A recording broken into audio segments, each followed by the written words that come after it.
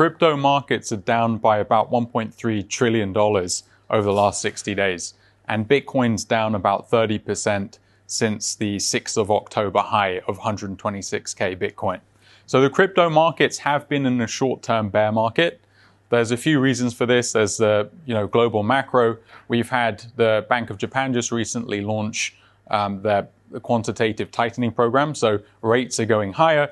This could cause an unwind of the carry trade, which could cause a lot of liquidations in global markets, which can be quite bearish for crypto. So overall, crypto has been in a short-term bear market. We've seen Bitcoin down, as I mentioned, 30%, and $1.3 trillion wiped off the crypto markets.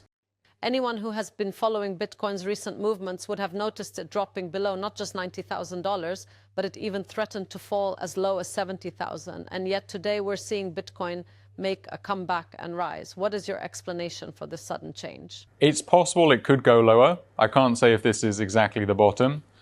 Bitcoin did hit an all-time high of 126K on the 6th of October. Then we had some cascade liquidation. There was about $20 billion of liquidity wiped out of the crypto markets. And now we're seeing some more bearish signals. We have MSTR that recently mentioned they may be forced to sell Bitcoin if the MNAV drops below 1x. And we also have the MSCI indices. They're basically looking at potentially delisting some DATs if they hold more than 50% of their assets in digital assets. So there are more bearish signals. I can't say if this is exactly the bottom right now for Bitcoin. We could go lower, but we could also go higher as well. We are seeing the Fed start their quantitative easing program. So there is a general volatility in the markets where we have some quantitative tightening happening in Japan and quantitative easing in the US.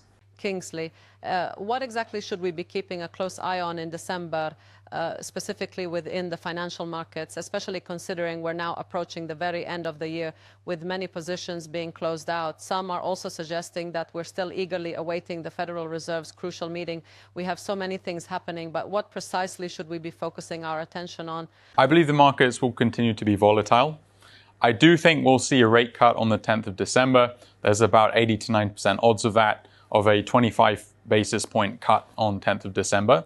And I do think we'll see more rate cuts going into 2026.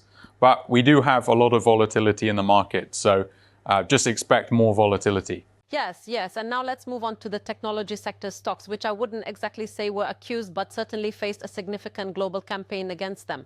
Even institutions like the International Monetary Fund and the Bank of England were stating that these stocks were overvalued, predicting that a bubble would inevitably form. We did experience a significant downturn in November, but the question remains, are we truly finished with this, and is the bear market now firmly behind us? So the Mag 7, they're about $22 trillion of market cap, and they're about a third of the total S&P. I don't think we're in a bubble necessarily. I think AI is a shift, not a shock. I think they'll continue to appreciate by 20 to 30% year on year. So I don't think this is the end of the Mag 7. I think they'll continue to appreciate in value, and AI is going to change the world. Thank you for your time with us. Our guest, Mr. Kingsley, and now the CEO at Allocations. Thank you.